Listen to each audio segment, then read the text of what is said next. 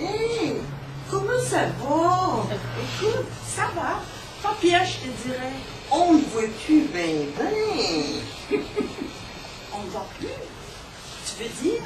Qu'est-ce que tu veux dire? Je pense que la dernière fois qu'on s'est vu, c'était... Travaille quand même.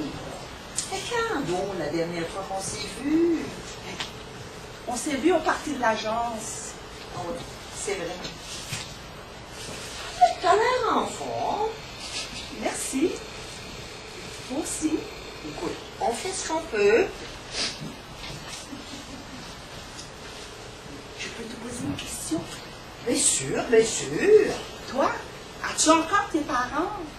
Oh, non, mes parents sont morts depuis longtemps. La première fois que j'ai vu une mort de proche, c'était mon père.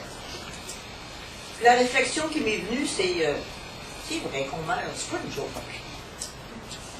Tu l'as vu toute ta vie, puis là, il est mort. Il y a une finitude. On le sait.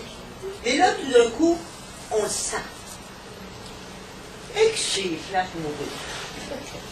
En fait, ce qui est très plate, c'est que tu es le seul à mourir ce jour-là. Les autres restent, puis toi tu meurs, eux autres ils pleurent.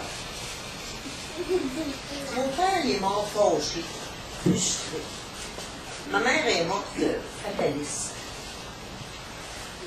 Mes deux parents ont eu le temps de se voir aller parce qu'ils sont morts du cancer. C'est pas comme mourir subitement d'une crise cardiaque. Ils ont eu le temps d'y penser. C'était pas nécessairement mieux. Un jour, ma mère a dit, bon, ben, il va falloir mourir. Elle était rendue là. Elle s'est arrêtée sur l'accotement, puis elle a attendu. J'ai rendu là. T'as plus de qualité de vie. Et toi? Ah, moi? Ah, toute une affaire. Longue comme une autoroute, encombrée, congestionnée.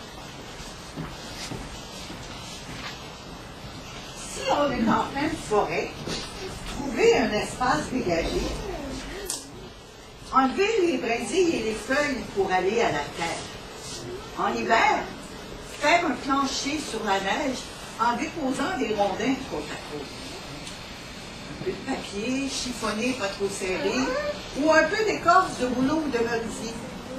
Les prendre sur un boulot mort, ou arracher les frisous d'un arbre debout.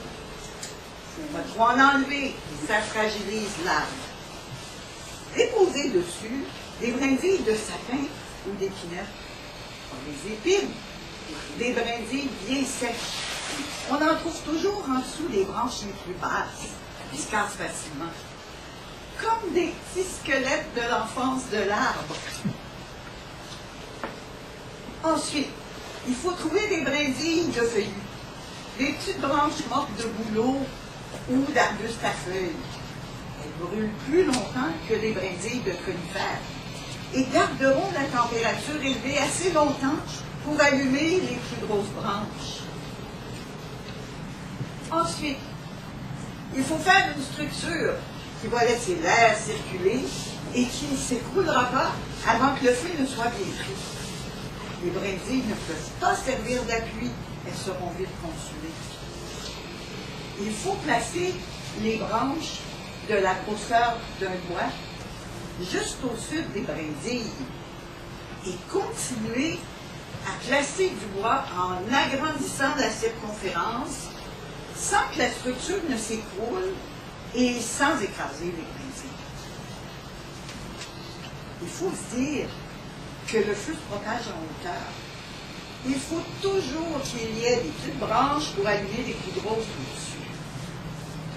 Le summum de l'élégance, c'est une seule allumette et le feu qui naît sans aide. C'est dans quelle pièce, ça, déjà? Pour allumer un feu. C'est vraiment ce qu'il a écrit plus beau. Mais là, il faut le plus en écrire. Oh mon Dieu.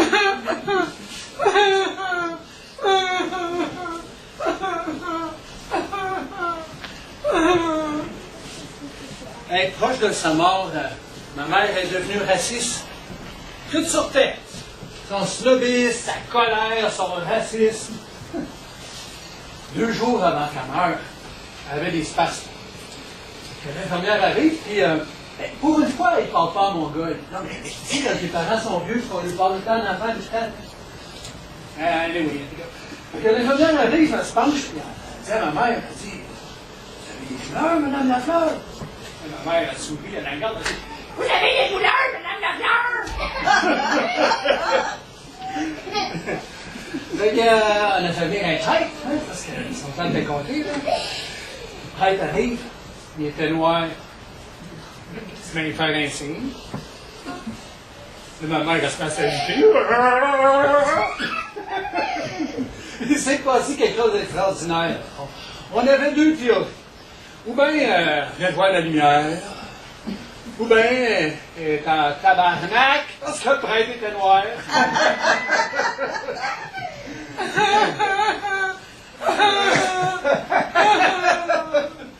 C'est juste que je ne sais pas comment réagir. Ça me met mal à l'aise.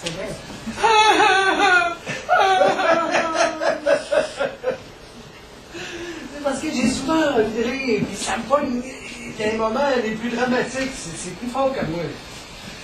Mon petit-fils, lorsqu'il avait 4 ans, il me voit m'habiller un samedi, puis il me dit, tu vas à des funérailles, mamie? J'ai fait tellement de salons funéraires. Fin de semaine, on a eu 16 funérailles. J'ai assisté à toutes sortes de funérailles, de différentes religions, à différents rites funèbres. J'ai vécu des funérailles dans une mosquée. Toutes les femmes étaient ensemble. J'ai aussi eu des funérailles dans une synagogue.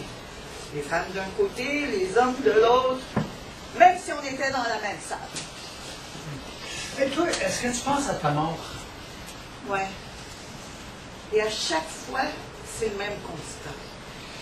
J'aurai jamais assez de temps pour lire tout ce que je veux lire avant de partir, ce que je dois lire. J'ai peur, ça m'attriste.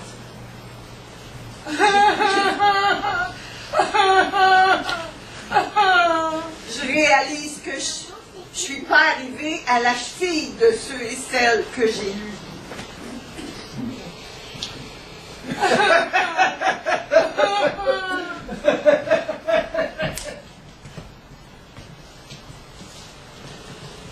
À part ça, comme l'air, t'as bien remarqué.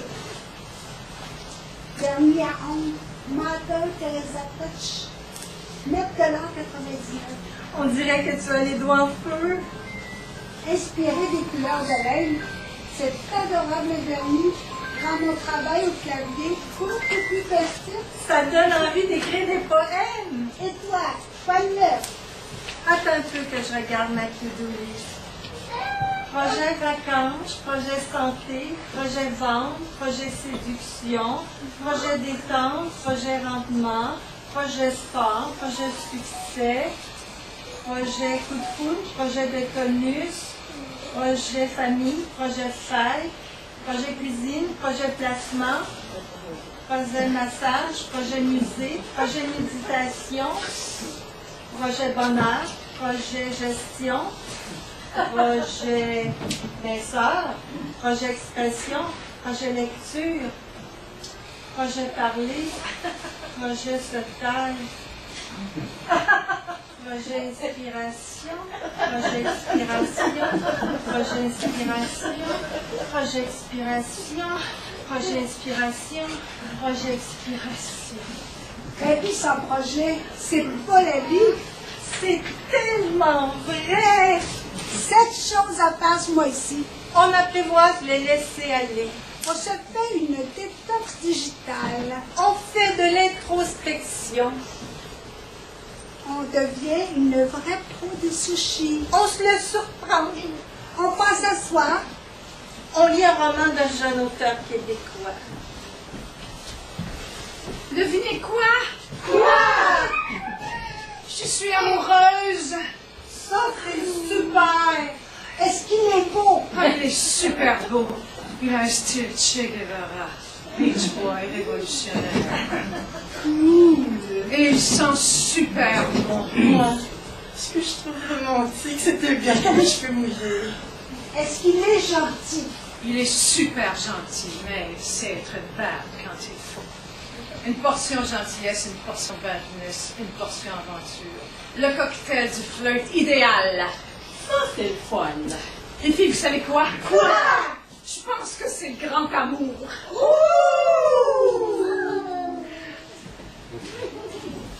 Quand je ferme les yeux, c'est toujours lui que je vois. Je le vois qui me regarde moi. C'est comme si je pouvais me voir par ses yeux. Je suis lui qui me regarde. Je me regarde jusqu'à me voir apparaître un petit reflet dans mes yeux à moi. Ça fait le vertige. Quand je pense à lui, c'est comme s'il n'était plus là. Je plonge en moi, très profond en moi. Je tombe à l'infini sans toucher le fond jusqu'à oublier pourquoi j'ai les cheveux au vent. Et là, je me sens bien. Je me sens pleine. Je me sens belle. Ça, c'est être en amour. L'amour, c'est penser à rien d'autre. Ça, c'est beau. Je m'en fous d'être libre. Tout ce que je veux, c'est d'être amoureuse de lui. Aimer, c'est un boost d'énergie. Être aimé, c'est gagner des vacances toutes payées. Quand l'amour, ça peut m'écrire. Il m'a dit, on va chez moi ou chez toi. J'ai dit, on va nulle part. Il a dit, tu veux le faire ici. J'ai dit, avec moi, c'est jamais le premier jour. Il a dit, et pourquoi? J'ai dit, parce que je vaux plus que ça. Il a dit, c'est quoi ces vieux jeux? J'ai dit, c'est une question de valeur. Il a dit, en quoi? Ben, j'ai le premier soir est dévalorisant. J'ai dit, plus je suis en Nantes, plus je prends de la valeur. C'est la loi du marché. Il a dit, alors quand? J'ai dit, lorsqu'à tes yeux, j'aurai atteint ma valeur maximale. Il a dit, comment pourrais-tu avoir plus de valeur à mes yeux qu'en ce moment? J'ai dit, je peux toujours prendre plus de valeur. Il a dit, si demain tu en perds? J'ai dit, c'est un risque à prendre. Il a dit, ok, j'achète. J'ai dit, je ne suis pas à vendre, je suis à investir. Il a dit, d'accord, mais je veux d'abord tester la marchandise. Il a mis une main sur mon sein, je suis partie à pleurer. Oh! On dit pas partir à pleurer, on dit s'hydrater les joues. L'hydratation, le secret d'une peau d'apparence jeune. Pleurer au quotidien pour un terre adieu. Les chagrins d'amour laissent la peau plus douce et plus soyeuse. La vie est trop courte pour posséder qu'une seule solution hydratante. Ça, c'est vrai. Quand un gars tripote, ne t'hydrate pas les joues. Donne-lui toute la couleur au ciel. Gifle-le. Mais je m'hydratais pas les joues parce que je me faisais tripoter. Je m'hydratais les joues parce que je me faisais tripoter par un vieux. Quoi? Un vieux style Georges Clooney ou un vieux genre vieux? Un vieux. C'était pas un peu beau gars style Che Guevara, Beach Boy révolutionnaire. Non, il y avait des taches brunes sur les mains et du poil sur le nez. Quelle horreur! Quand je pense que j'ai failli coucher avec un vieux. Mais au début de la conversation, t'as pas vu qu'il était vieux? Non, il était à contre-jour. Vieillir, c'est dégueulasse. Rester jeune est le plus efficace des anti-rides. Moi, c'est décidé. Je vieillis pas. Moi non plus. Moi non plus. Moi non plus. Moi non plus. Oui,